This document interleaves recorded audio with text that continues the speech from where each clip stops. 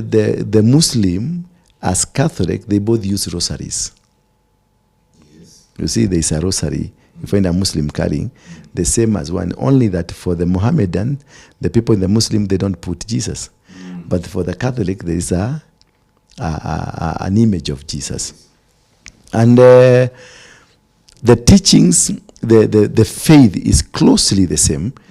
How the Catholic worship, how the Catholic go to church, all those kind of things, the same as Muslim, how they dress. Sometimes they put on the robe when they are going for services. The Catholic, if you look at the Vatican, you say white, total white.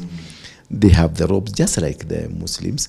And just like the Muslim have Medina in Saudi Arabia, and the Catholics, they have Vatican. Yes. So you find there's a lot of similarities all together.